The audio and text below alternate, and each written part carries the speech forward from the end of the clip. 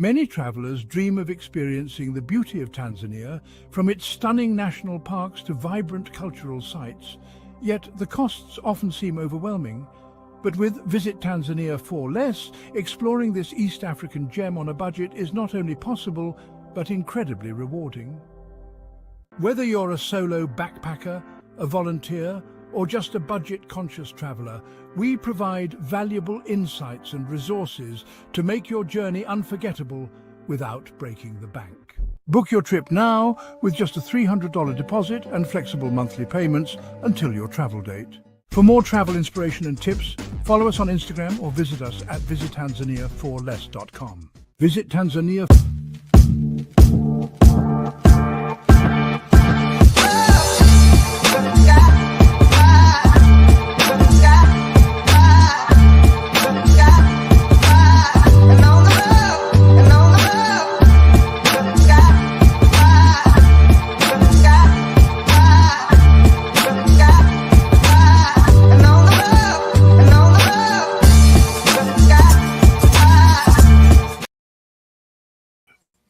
Good afternoon and welcome to Community Focus. It's 2 p.m. here in Muskegon, Michigan. We're at WUVS 103.7 The Beat, and this is Community Focus. As you know, this program is hosted by my friend and brother Gregory T. Roberts and myself, Melvin Burns II. Gregory T. has been out for an extended period, and we, as always, we start the program off wishing him well and looking forward to him returning back to the program. Let's get to our weather for today, which is Friday, Valentine's Day Eve, the 13th of February. Today we have a sunny day, low of 11, high of 36. Tomorrow, partly cloudy, low of 24, high of 40. Sunday, sunny, low of 29, high of 41. On Monday, low of 29, high of 43, but expected to be cloudy. Tuesday, the clouds continue, low of 33, high of 43. On Wednesday, we have a 75% chance of rain or precipitation, low of 33, high of 42. And on Thursday, 40% chance of rain, low of 31, high of 39. So we're sneaking into those 40s. Spring will be here before you know it. As has become customary on our program, I start off with my top 5 list. Now, again, not top 5, just a 5 list. As you know, tomorrow is Valentine's Day. You may not go out to dinner. You may not go get those couple massages. Maybe just stay home, watch a movie. So my 5 list today, 5 movies for Valentine's Day weekend. All right. For couples, not sitting at home alone eating bonbons. So number 1 on many people's list is the classic Love and Basketball. Remember Monica's famous line, "I'll play you one-on-one for your heart." Number 2 on my list, The Notebook, tremendous love story. Remember that line Noah says, "The best love is the kind that awakens the soul." Get you guys all cuddled up nice and warm. Number 3 on my list for Valentine's Day weekend movies, When Harry Met Sally. Harry says, when you realize you want to spend the rest of your life with someone, you want the rest of your life to start as soon as possible. Number 4, going old school on my list, Mahogany with Diana Ross and Billy D. Williams. Remember that line at the end?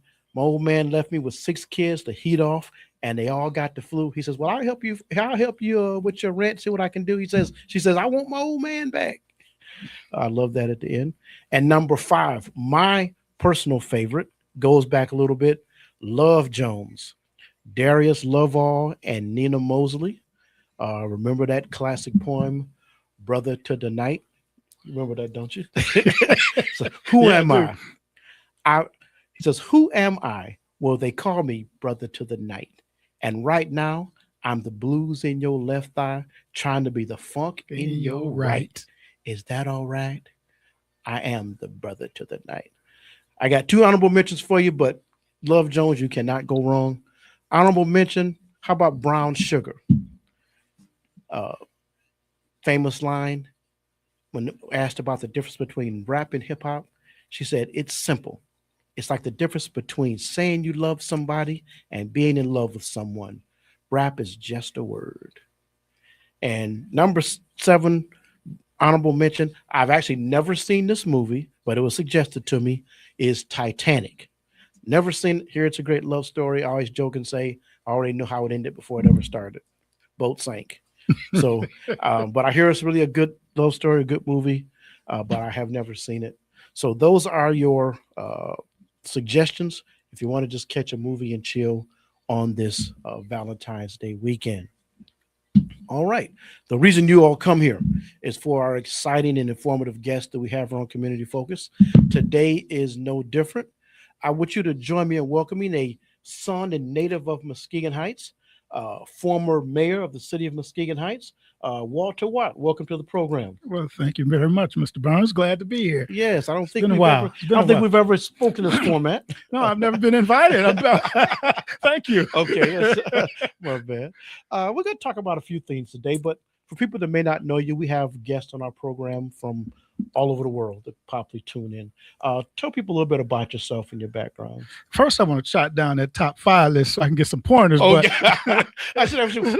First of all, what's your go-to movie for Valentine's? Man, it's so many I don't really know. I just sit down, eat popcorn, and watch a movie. But one of my favorite all-time movies is *Scent of a Woman* with Al Pacino. Oh, look at you! All right, that's a good one. But it's just a very good movie. All right, I'm gonna add that one to the list. Yeah. But I'm born and raised here. Everybody knows that, and moved away for a long time after graduating high school, and made the hard decision to move back when my mother was getting older, and to help care for her with my brothers and sisters.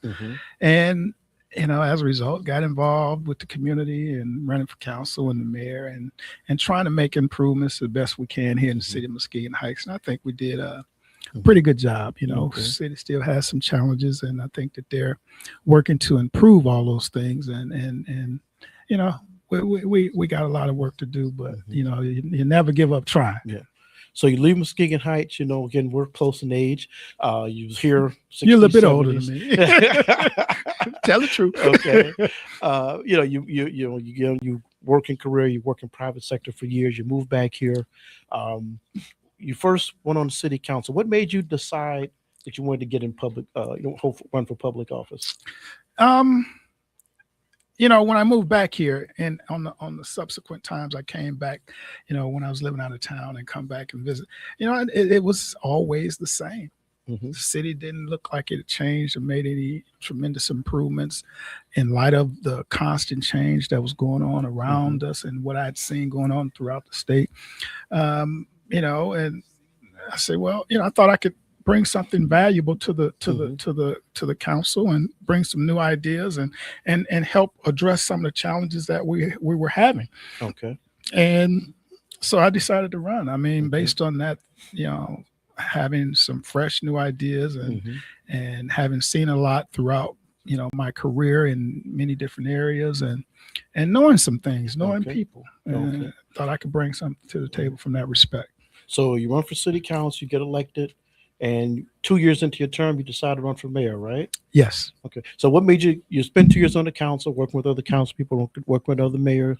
What made you decide you wanted to take the step to run for mayor?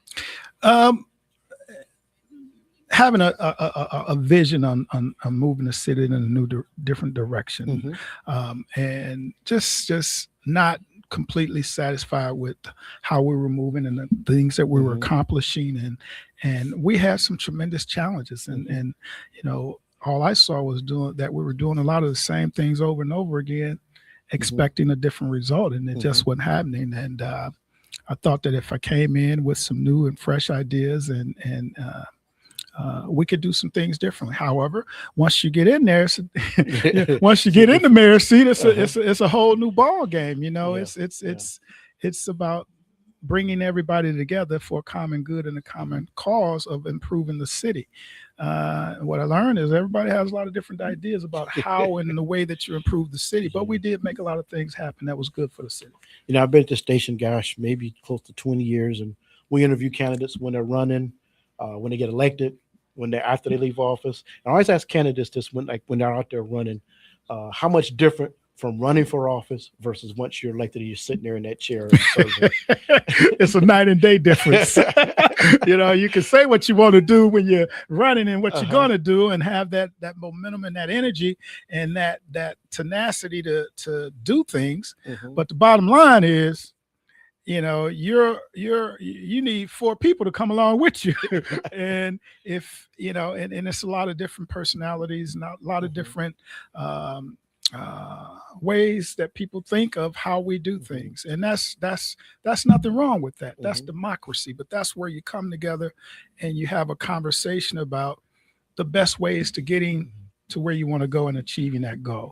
It's nothing wrong with having a different thoughts or thinking differently, but the bottom line is you got to be able to have influence enough to sell what it is you want to do upon 3 or 4 other people to come along with you. If you can't do that, it's a good chance you won't get much done. Yeah. So let me ask you this. If you said to say from your time in public service in Muskegon Heights, what's the 1 or 2 things that maybe people try to tell you, or you just had no idea about? And it's like, wow, I didn't realize this before I ran. What I didn't realize is the true lack of the little amount of power that the mayor truly has. Because when you break it down, it's all about the number of votes, and no matter what your ideal, what you want to do, you can't just force it down nobody's throat. You got to talk to the other council people and bring them along to try to get on your agenda and your focus, your vision. Because the bottom line is 7 council people, and each and every one of them has 1 vote, and your vote is no more powerful than theirs. So therefore you got 7 mayors. So that lack of understanding that I had in that regard when I got in office kind of gave me some you got to refocus or redirect your energy but that's a good thing, because it keeps you honest in regard that you got to communicate with all those that's up there to try to get things done. Now, there's some hardcore people that probably will never ever go along with what you're trying to do for whatever reason, but at the end of the day, you might want to find 3 other ones that's going to be willing to listen and that. But again, it's nothing wrong with disagreeing, but we have to learn how better to agree to disagree. One of our frequent listeners, Michael Anthony Smith, has a question. He says, "MacArthur Watt, little brother?" Question mark. Yes, that is correct. Same family. Can't tell by the head. Again, we've talked through this. When you mentioned that about realizing I got to work with 7 other people, Muskegon Heights is designed to be a council manager form of government. And so do you think, from your time experience, do you think that should change, or, understanding what's required of a city manager, his education background? Do you think that type of government should change in Muskegon Heights? Man, that's a very, very, very good question. And understanding that, I absolutely believe that it should, for the reasons that, because you have to be able to keep the city manager honest, and because the city manager has really more authority and power than the mayor. They manage and run the day-to-day operations of the city and drive the vision forward that the council puts to them. So they get to make a lot of decisions without the mayor or the council involved. So I think that a lot of little things that I think if they were in place in terms of accountabilities, like as simple as, okay, we know the city manager has a certain amount of authority to write or whatever checks. Well, anything that I think the city manager should do maybe should be pushed for the mayor's approval or signature, so that, because the mayor, the bottom line, they hold the mayor accountable for everything. And if you've seen this, you can question it and you can hold it up if it's not right. But if it is, you can move it forward. So it gives a little better checks and balances there. But when you said, when you said, are you saying a little more accountability, or are you saying like full-time mayor, that type of thing? Well, for this small of community and understand what mayors make, and I don't know if anyone would be willing or have the time to not have a full-time job to take on this because it's so political. You quit a job, good job, paying job to come be mayor here for 4 years, and that job is gone. Next 4 years, people to vote you out. You you have you got it's something we need to look at though, because well, let me back up. In that regard, I don't agree with it because city managers are almost like a specialty job. They are trained, they're educated for these specific jobs. And generally, our mayors are elected from the general population. Anybody can run for mayor with no formal education whatsoever. 18 years old. 18 years old and just got out of jail and I'm going to run for mayor, whatever. That can happen. Yeah. And that's nothing wrong with that. But these jobs are very difficult. City manager jobs are very hard. So, it takes a very highly skilled person to do that job. So in that regard, no, I would certainly think that we wouldn't want to go to a different format. Yeah, you're talking about the time constraint, and again, councils meet Monday nights, but it's a lot more time than that involved in being on council and being mayor, isn't it? A lot more. It's an everyday job. I mean, it's not. First of all, a lot of people think that you're paid a lot of money as mayor and as council. Let me be honest with you. Let me be clear with you. The mayor and the council does not get paid a lot of money, and that's because of the structure of our city. We're very and most small town cities are the same way, set up the same way. They're not. You might get a stipend here and there, but no. Better keep your day job. Keep your day job. Keep your day job. We got a question from Chelsea McKinney, and I want to speak for it, but I think this is something you're not involved in. I'm wondering if anyone can explain the most recent settlement what the city had to come to terms with. That's something you've been going from office for almost 3 years now, so not something you're involved in. Not at all. But it started, I think, when I was in office, and pretty much my understanding is that it was a contract dispute, a breach of contract that the city, the former city manager had engaged the city in, and neither myself nor the council had any idea that he had done so. Therefore, and then when the young lady came forward he never stepped forward and told her that he had signed a contract. So as a result, she sued and won the case. Okay. Got a question, Mr. Smith. Any ideas to help the current mayor raise revenue? I prefer a mayoral form of government. That's one of the things I know we've talked about in the past, cities facing some financial trouble. That's been the case for the last 40, 50 years. What are some of your thoughts about how the city of Mesquite Heights could bring additional revenues in? That's a good question, Mr. Smith. It's many ways we could do, many things we could do to bring additional revenue to the city, and I've been a strong advocate for these things from the very beginning. Number one, we must redefine and restructure and rebuild the infrastructure of housing, and that is Muskegon Heights used to be at the peak population, 25,000, and you factor in that amount of people and the amount of tax dollars that comes along with that is tremendous. We had a population now between 9,000, 9,500, somewhere around there. So over half the population, over half the tax base is gone because of that. So you got to find a way to bring people back to live, work, and play in your community. And that starts with housing. It is an economic crisis of housing throughout the country. And Muskegon Heights has a tremendous affordability story to tell in that regard.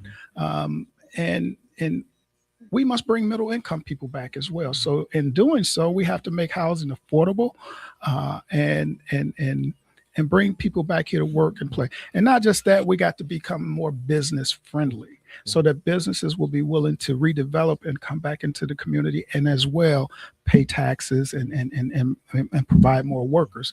And probably the most probably the best opportunity is to take a look at the water filtration plant and come up with new ways and ideas that we could distribute that water and market it. Because for the life of me, I've seen so many small communities that's working with these bottling companies that's producing water in their community. And we have one of the best filtration plants in the area, and with a lot of capacity to do a lot of different things. So, and those are just a few things, Mr. Smith, that we could do. But again, one more thing I think that what I would suggest. We have a jewel at Mona Lake, and I ask myself over however many years I've been born, what has changed out there? It's our jewel. And there's very few things that have changed at Mona Lake since I was a child. Everywhere around this state where there's little small communities with beachfront property and water, they have housing, apartments, condos, small marinas, things that people love to live and be around. So one of the things and we have an entire park on the other side of where the pavilion and the green area is, I'll say, that is not being used, has not been used since I was in high school. Last time when I was in high school, we played a baseball game on there. I don't think a baseball game has been played on that baseball field since, nor has I seen any people playing soccer. Wasted green space, land that could be reconfigured to satisfy all the needs that we have, that we use it for right now.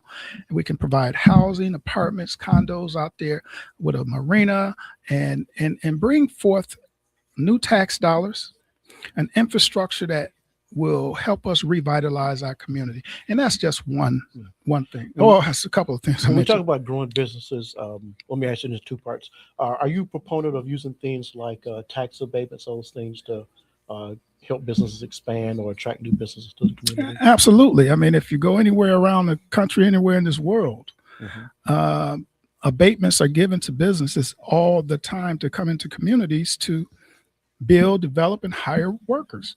And you may not get the taxes on the front end, but you're going to definitely get far more greater taxes on the back end.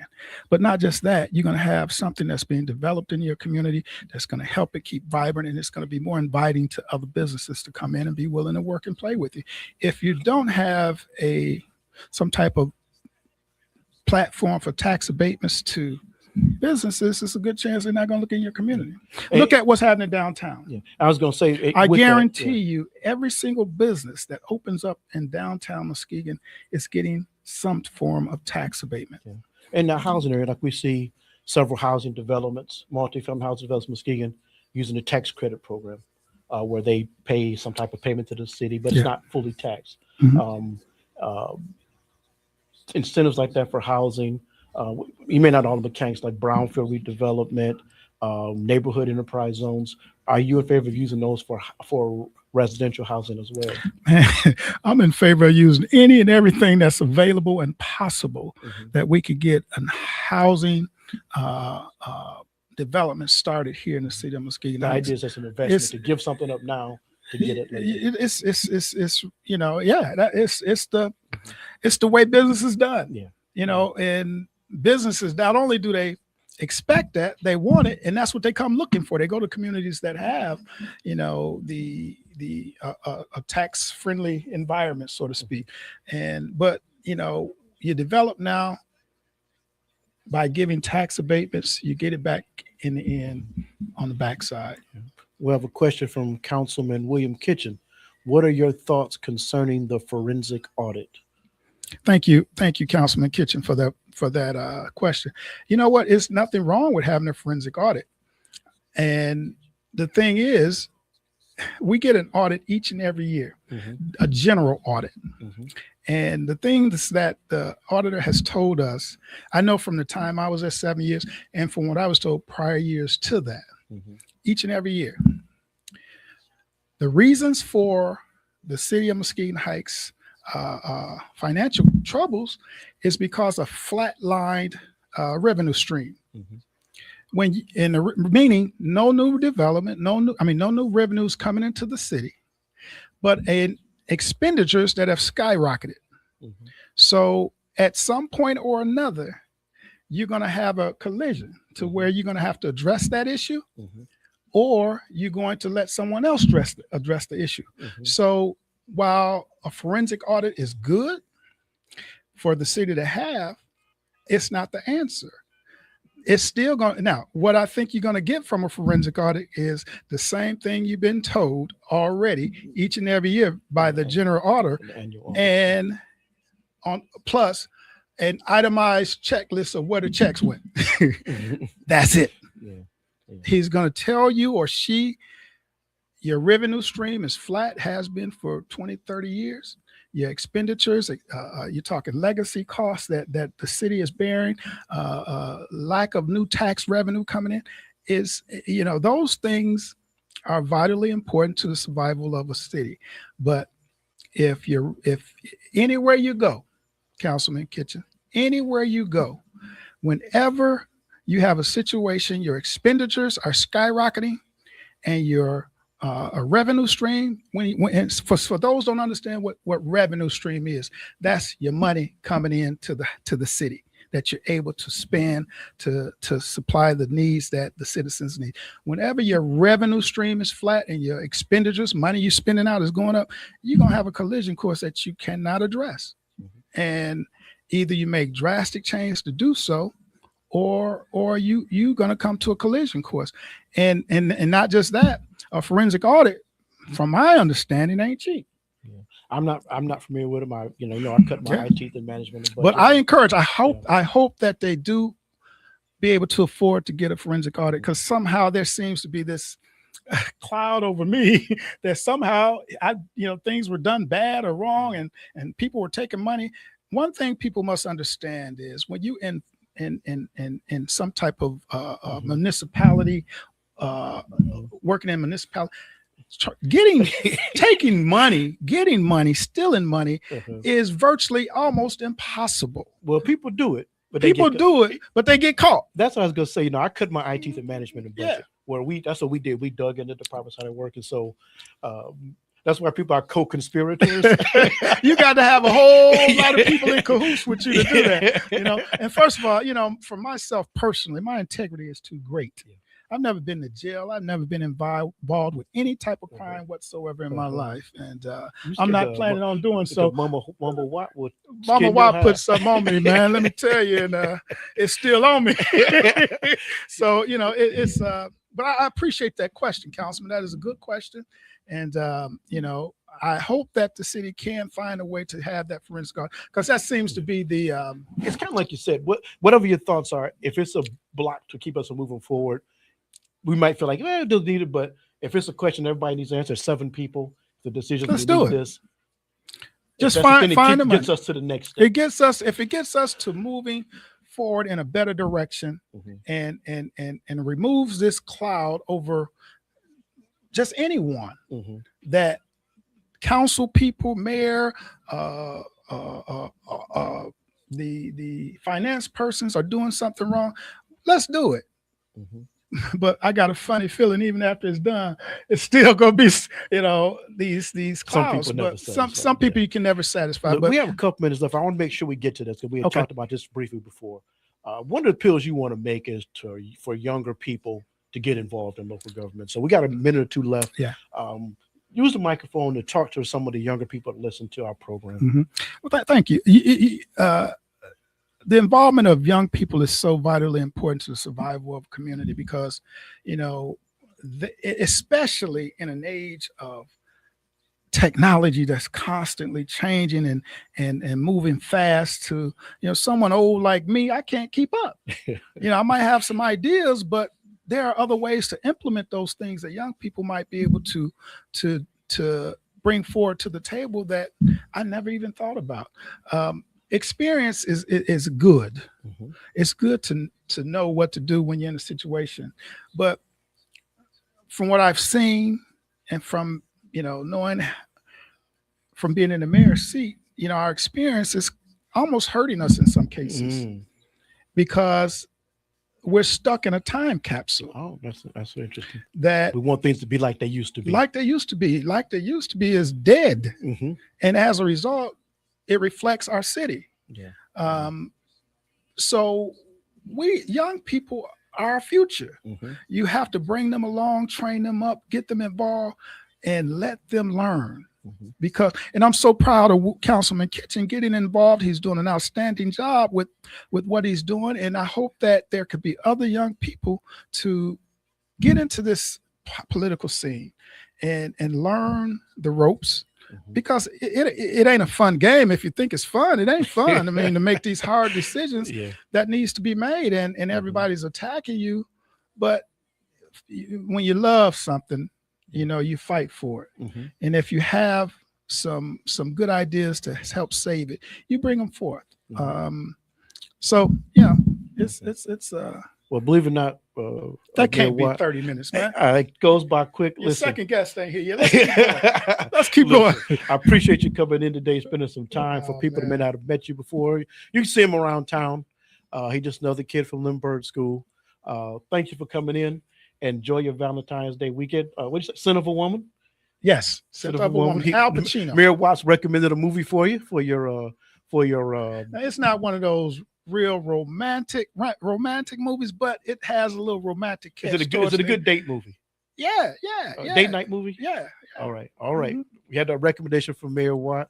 Again, thank you for joining us. For those that know, 06 to you on your journey. 06, brother. All right. Thank you. We're going to take a break, and we'll be back with our next guest. Many travelers dream of experiencing the beauty of Tanzania, from its stunning national parks to vibrant cultural sites. Yet the costs often seem overwhelming.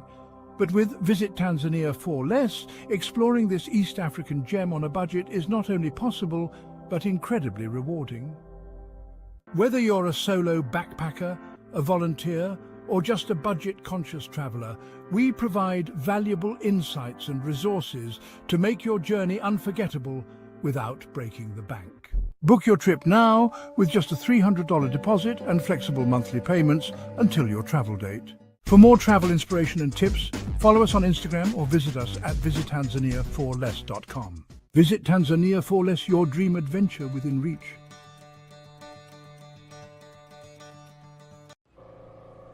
When smoking gives you COPD, you learn to lie a little bit. You make up excuses like, I have to get my keys. You guys go on. Anything so you can walk at your own pace. I used to do that all the time. Those lies don't work anymore. My tip is, the worst lies are the lies you tell yourself. Like smoking isn't that dangerous. You can quit. For free help, visit cdc.gov/tips. Yep, whenever you're ready. All right. Welcome back on this Valentine's Day Eve program. My next guest is Ben Rawlings with Dancing with the Stars. Before we get into our interview, you probably want to hear when I started the last segment, but talking about good movies to watch for Valentine's Day. You and your significant other cuddled up, good date night movie. What's one of your go-tos? Oh, that's tough. That's a tough question, man. Nothing with sports in it. No. Yeah. You know what though? Hey, my wife and I actually had a funny conversation this morning. If I'm by myself and I watch a movie, I'm watching like action and this and that. But when her and I are together, I love the sappy stuff. I can't like the romantic stuff. My wife and I did a binge at Christmas time, all of those sappy Christmas movies, that Lifetime, Hallmark. Yeah. As I get older, I'm getting a little softer. I used to get like, oh, they got together. You're happy. It's like, I knew that was going to happen. But yeah, no, the sappy stuff, man. I'll be honest with you. One called The Longest Ride. It's like something like cowboy, I don't know, and something with art. I don't know. I watch it, I enjoy it. But that's a good one. But yeah, I'm into the romantical movies, I call it, with the wife. You can't, action's good. My wife likes action, but date night, sometimes you gotta have something you cuddle up with, a little popcorn, and just chill, put your arm around it. You can't always do that with action movie. No, exactly. So, you're throwing punches and that doesn't work. Well, let's get to what we're talking about here. Ben, you're involved with Dancing with the Local Stars. Yes. For people who don't know, tell people what that is. So Dancing with Local Stars, it's a program that got started. This is the 18th year. What it is people get nominated, like myself. I am a local star.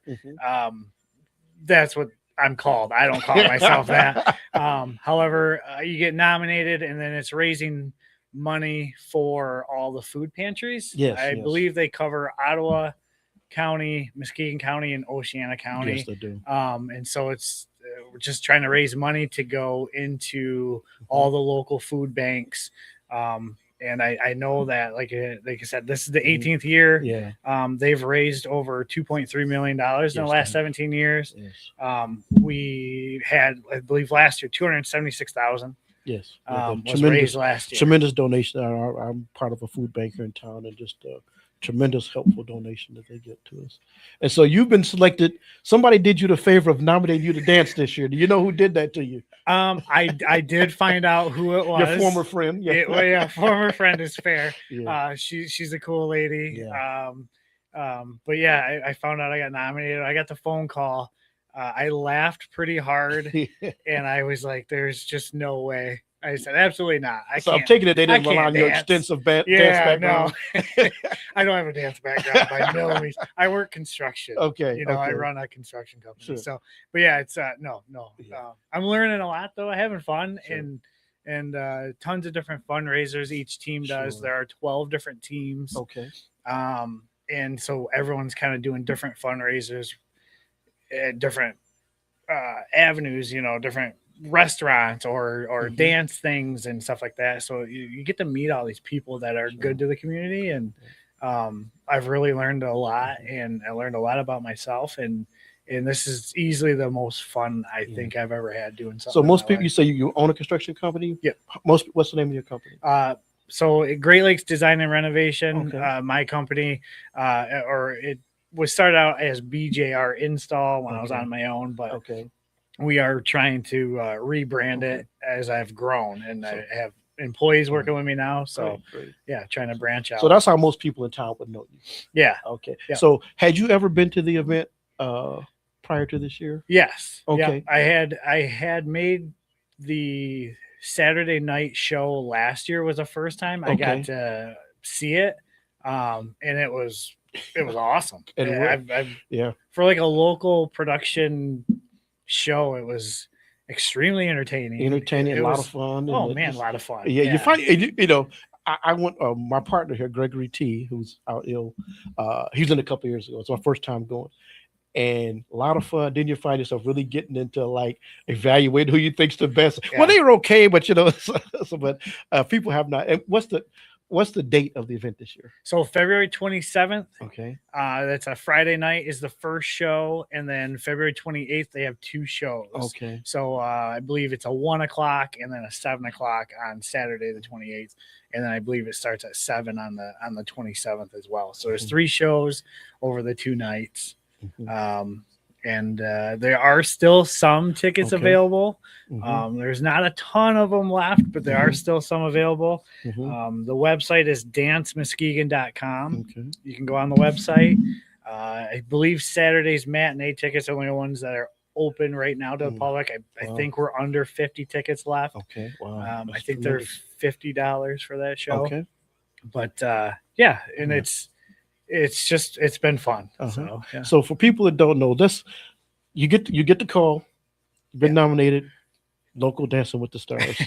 How long ago was that? So the call I got was, I believe, in around October.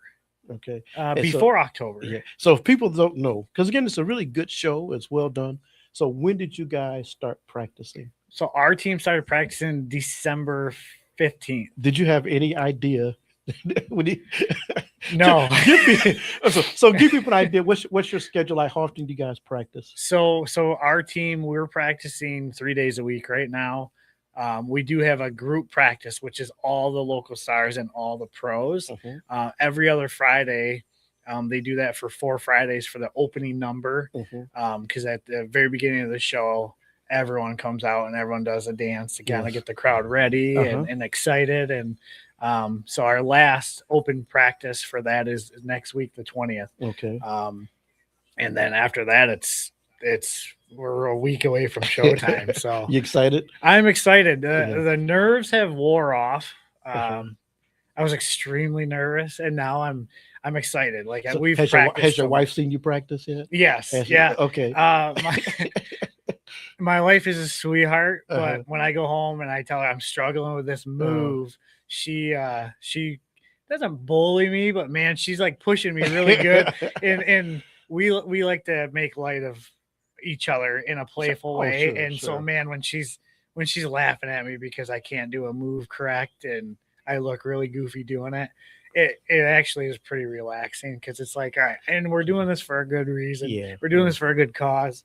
So, and I'm not the greatest dancer.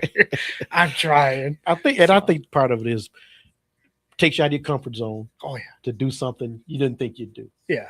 So who else is on the team with you? So on my team we have Pastor Mary. She runs a church on Henry Street. I cannot think of the name of the church just because I'm drawing a blank. And then Kathy is another one of the stars on our team. She works at Life Circles. Okay. And so that's our team. Then our pro is Brian Mosley, who works at Meals on Wheels. Okay. And then we also have like a special guest on our team that she's got a dance background, so she definitely helps make us look a little bit better and pushes us to be better too. So when you have the group practice, you've seen the other teams and how they're comprised, and so you've never seen the other teams yet. Well, I've seen the other teams, but we've only done the group open number. No one knows each other's dance. No one knows the songs to the dance. Like it's very secretive. Okay. You weren't tempted to like kind of scope out the competition. Yeah. Maybe see if anybody got a bad knee, you could nudge a little bit. No, none of that going on right now. It's just everyone has different practice times and different practice locations and stuff. So but yeah, people are keeping it under wraps though. So outfits, no one knows what people are going to wear. I was going to say, I don't want to give too much away, but you got a couple of different outfits you're going to be wearing, right? We have something picked out. I guess I can't ask because we don't want to give it away, but let's just say it won't be it won't be hoodie and jeans. No, definitely not hoodie and jeans. I do have we have our team shirt that I'm wearing. Oh, cool. Okay. Our team is mixtape throwback, and I'm kind of flashing it here for the camera here. Okay. But mixtape throwback is our team. Throwback. All right, like that. I can give you this. We're definitely working with something from the 90s. Oh, okay. And it's gonna be fun. Okay. It's gonna be fun. Good. Oh, awesome. So it sounds like you're excited and looking forward to it. Yeah, I am. I really am. Every practice, I'm more excited. Okay. And we're starting, we're working on things, trying to fine tune moves and this and that and stuff like that. But yeah, we're trying to. I should say, every day that gets closer, the excitement is growing. Okay. So, folks, again, it's the local Dancing with the Stars. Tell folks the date that's taking place again. February 27 and 28. Okay. If you want to look and see if there's any tickets still available, dancemuskegon.com. You can also donate there. All of the money goes to the local food baskets. It does cover Ottawa, Oceana, and Muskegon County. And it's any of the food banks, I believe, receive any type of help that we can get from any money raised from ticket sales. There is a raffle this year. It's the first time they've done a raffle. They are selling raffle tickets. I don't know if there's that many left right now, but each team has a bunch of raffle tickets that we had to sell. They're $25. First place gets $15,000. Second place or second ticket drawn is $7,500, and then the third ticket, drawn is $2,500. Okay. So, and then the other proceeds, I believe, are going back into covering cost of the shows and stuff. The women's division runs this whole thing, and they're truly the most wonderful group of people I've ever met. They really take care of the stars and the pros. They really treat everybody well, and they just want nothing but the best for everybody. Awesome. So they really do a good job setting us up and helping us grow in this and succeed. Awesome. It's pretty cool. Do you know? Did you recognize anybody else you knew within the other dance teams? Yeah, so that's what surprised me is I actually know a handful of people that are on different teams. Okay, and I know a lot of people that have been on it in the past. So it's pretty cool. It's pretty cool. The people you're constantly mixing with. It's just really neat. So yeah, it's fun to see the messages I get from people that are like a little bit of trash talk going on, just in a playful way, because it's, everyone wants to do well. Yeah. So the guys you work with, are they looking forward to showing up? I'm sure you hear about it frequently, don't you? So yeah, the guys are you'd have to ask them twice. They love to get a couple jabs in there, because like they work with me, they know how goofy I am and stuff, but they also know, sometimes if I'm walking and talking, I'm lucky to be standing. So they're like, I don't know how you're going to be dancing and doing all this stuff. So they like to pick on me a little bit, just trying to figure out how I'm going to stay on my feet for the whole show. Yeah. On a serious note, the women's division of the chamber is taking us on 18 years. And, and not that you have to be an expert on this, but I know they show us some videos, but the idea of homelessness, people having food emergencies, is a real issue in our community. So there's things we give to, and sometimes we go, but we have a real issue in our community. Again, I'm part of a food bank, and we see the people come in need. So how does that feel for you to know that you're having some fun, but you're really giving a part to something that's a real need in our community? Well, truly, that's the best part. For me, it really is the best part, because it's, I always find myself in situations where I'm like, man, I wish I could give back, and I might not always have the money to give back. So a lot of times, money does drive a lot of this stuff. To feed people, you got to have money to be able to buy the stuff. So to be able to help come up with fundraising ideas and this and that to generate money to give back to the people that need food, need help the most, especially in our local community. That's what it's all about. And I think that's how the stars are selected, is it's people that try to do well in the community, that want to do well in the community, or are known for doing well, giving back to the community. So I truly am lucky and honored and blessed to be a part of the show. I'm extremely thankful. And I, even though I get to do it for this year, I'm trying to already figure out how I can help next year and be a part of it, just even to raise money, because I know what it's going to. That's awesome. I'm excited for that. It's very humbling, truthfully. It's great. So I love it. Okay. So now you and your wife, your expectations have been raised for one of those date nights, a little dinner and dancing maybe in the future? So I'm glad you asked that. After my third or fourth practice, I came home, legs were tired and wobbly, and I was out of breath still, because just trying to get in shape for that. I told her, I think I would like to find somewhere around here where I could still take some dance lessons. And she's like, I would do it. I just don't want to have to perform in front of somebody. I said, well, that's fair. I would never force you to do that. So, but yeah, even after this is done, I think the two of us want to kind of give you a different perspective on it. Than just something different to do.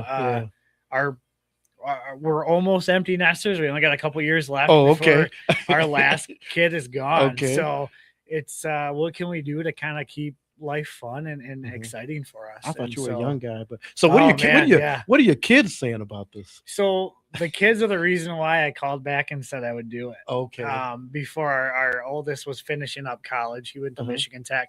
And he was home before he left for college, and he was like, I said, hey, listen to this voicemail of them asking to be on this Dancing with Local Stars. And I was like, I told him, no, I just can't. I can't do it. I can't dance. And they're like, you have to. Like, I'm playful and fun. And if you ever run into me at Meyer, I'm embarrassing my kids somehow in one way or the other in the store. That's what we're supposed to do. That's our job, right? Yes. So they're like, you got to do it, man. You got to do it. So my kids told me I have to do it. I'm going to do it. And so they love it. They're excited. That's awesome. They're excited to see what's going to come of this. So, yeah. Well, that's good. And it sounds like you're having a really tremendous experience. Having a good time with it. Why don't you make an appeal, use that microphone, make an appeal to folks out there who might be listening to come and attend the event and the good work that it intends to do. So if you're attending the event, bring your cowbells, bring your noisemakers. You're allowed to bring everything except for an air horn. Please don't bring that. They don't like that. But you can be as loud as you want. They want you to be loud. It's a night in black and white. Doesn't mean you have to show up in a tuxedo. You can show up in something even satire, and make it fun as much as you want, as whimsical as you want to be.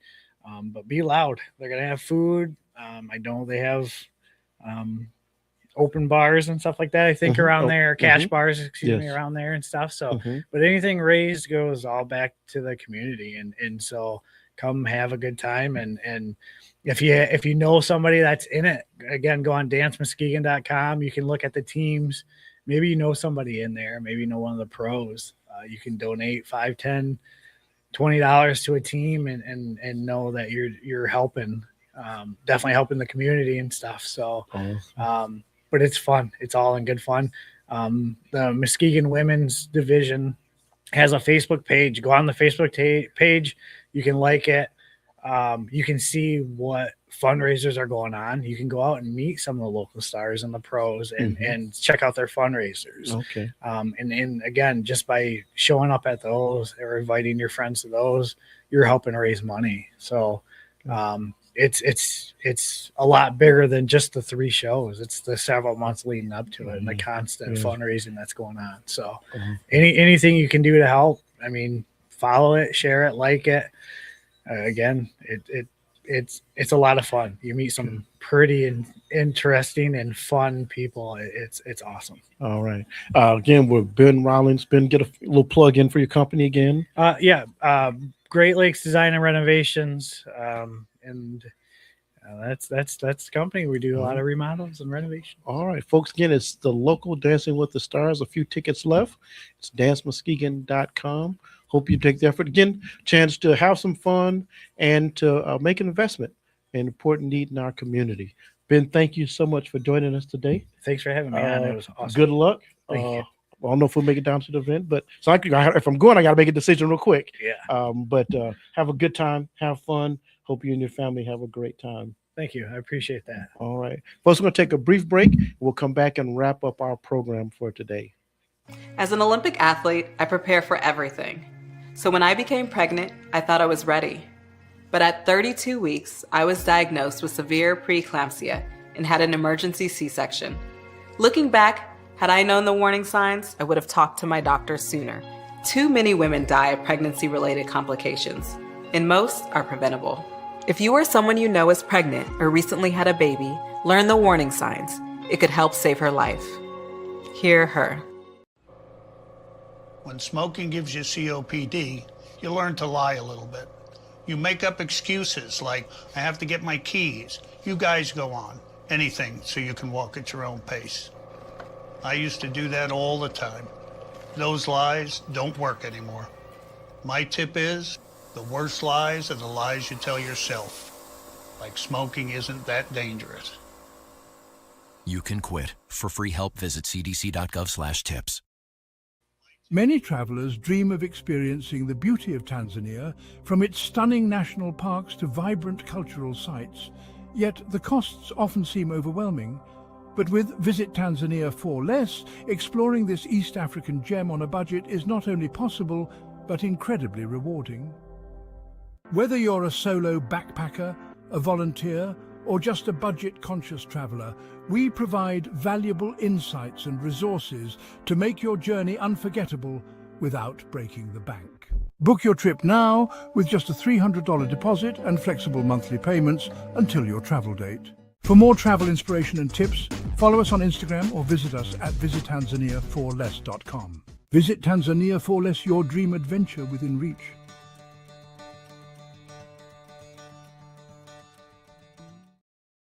All right, welcome back to Community Focus. In these last few minutes, just a few closing remarks. You know, we said at the beginning of the month, we have a lot going on in February, so I'm going to touch on 3 things before we close out today. Number one, as we said earlier, we had some fun with it. It's Valentine's Day weekend. You know, it's just a chance for you to express some gratitude, some appreciation for a special person in your life. So whether you do the candy, the card, just a thank you, a hug, a kiss, but take advantage of the opportunity. People always appreciate hearing how you feel about them. Okay. Next thing, again, we're in February. We're still in Black History Month. Shout out to my sister-in-law, Winnie from Kenya, for the attire for the day. I love you. Hope to get down to see you in South Carolina in the very near future. But there's events going on all over the community for Black History Month. The library has a series going on. So take some time this month, catch one of the Black History events. If not, you got Facebook, YouTube, Netflix, Amazon. Spend a few minutes, inform yourself, educate yourself, entertain yourself with some aspect of Black history. Finally, Monday is a federal holiday, President's Day. So a lot of you folks have the day off. Enjoy it, rest, especially if you're really going for it on this holiday weekend. Take the day off. But with every holiday, whatever you feel about whatever president, let's take the day. Let's appreciate your favorite or your worst president. Take a few minutes. We live in this democracy called United States. Celebrate President's Day. I know one of my favorite things in the world is visiting Washington, D.C. and just looking at our American history, getting through the Smithsonian's. So it may be a time to reflect on that. But whatever you choose to do, Valentine's Day, Black History Month, President's Day, remember what my brother Gregory T always says. Be deliberate. Take time to be a blessing to somebody else. That is our show for today. We'll see you guys next Friday. The wait is over. The all-new Umoja Radio Network, home to over 40 Black-owned radio stations and podcasts, is here for you. Connect to the world's fastest-growing collection of unapologetically Black and proud media, from podcasts to independent Black-owned radio stations, and access to the important news and music you need. Umoja Radio is from our culture, by our culture, for our culture. The all-new Umoja Radio is available right now on Google Play and the Apple Store. Join the movement.